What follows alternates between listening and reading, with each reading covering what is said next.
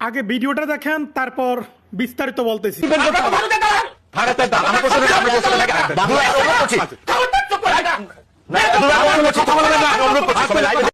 টকশোতে জামাতের এক নেতার সাথে বিতর্কে জড়ালেন অন্য আরেক নেতা। অন্য নেতা বলতেছে পাকিস্তানের দালাল, জামাতের নেতা বলতেছে ভারতের দালাল। এখন আমাদের বোঝা দরকার, আমরা আসলে কোনো দেশের দালালি করতে চাই না। তবে আমরা যেহেতু মুসলমান, বাংলাদেশ 95% মুসলমানের দেশ, অবশ্যই আমরা যদি কথা বলতে হয় অবশ্যই পাকিস্তানের পক্ষে কথা বলা দরকার। আর অন্যদিকে যারা ভারতের দালালি করেন তাদেরকে কিছু কথা বলতে চাই। ভারত সবসময় চায় তাদের দেশকে হিন্দুত্ববাদী রাষ্ট্র কায়েম করার জন্য। তারা তাদের দেশের মধ্যে যতগুলা মুসলমান আছে তাদেরকে বিভিন্নভাবে অত্যাচার নির্যাতন চালাইতেছে।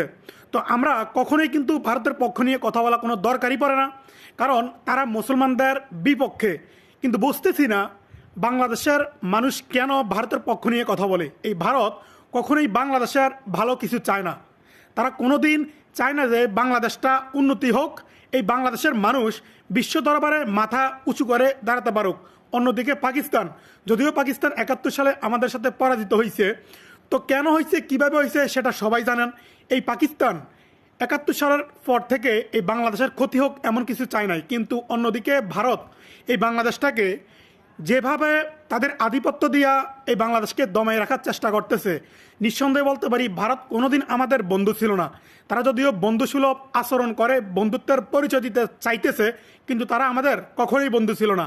অন্যদিকে পাকিস্তান যদি বন্ধু হয়ে থাকে তাহলে পাকিস্তানে কিন্তু প্রকৃত বন্ধু বাংলাদেশের। যদিও 71 সালে তাদের সাথে আমাদের যেটা হয়েছে এটার পিছনে সম্পূর্ণ দায়ী কিন্তু ভারত নিজেই।